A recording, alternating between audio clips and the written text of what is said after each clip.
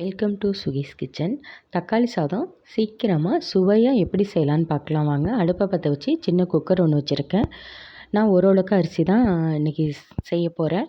5 spoon எண்ணெய் ஊற்றியிருக்கேன். பட்டை, சோம்பு, கிராம்பு, ஏலக்காய் எல்லாம் பவுட்ரு பண்ணி வச்சது 1 1/4 ஸ்பூன் அதில் போட்டிருக்கேன்.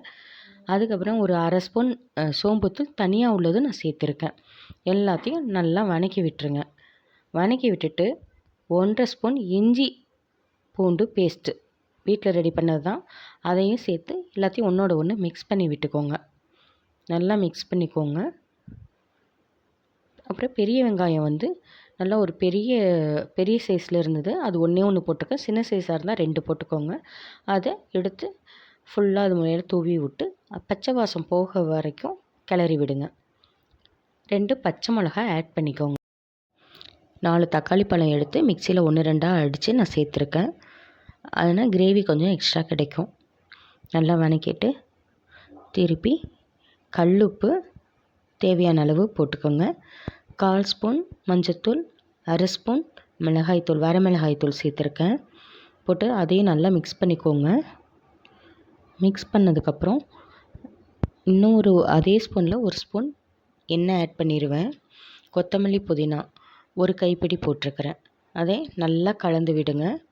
கலந்து விட்டதுக்கப்புறம் நல்லா ஒன்றோட ஒன்று சேர்ந்து வரட்டும். நல்லா கலந்துட்டு 1 ஸ்பூன் எண்ணெய் அதில் ஆட் பண்ணிக்கோங்க. நல்லா ஆட் பண்ணி நல்லா பெரட்டி விடுங்க. அடுப்பை சிம்மில் வச்சுட்டு இந்த உலக்கில் தான் ஒரு உலக்கு அரிசி எடுத்து 1/2 மணி நேரத்துக்கு முன்னாடி நான் ஊற வச்சேன்.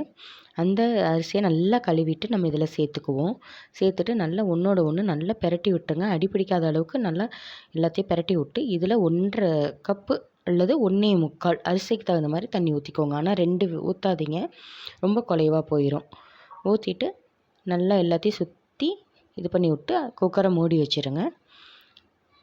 நான் கரெக்டாக 2 விசில் விட்டேன். உங்களுக்கு கொஞ்சம் இதாக வேணும் அப்படின்னா ஒரு 3 விசில் விட்டு நீங்கள் எடுத்துக்கோங்க.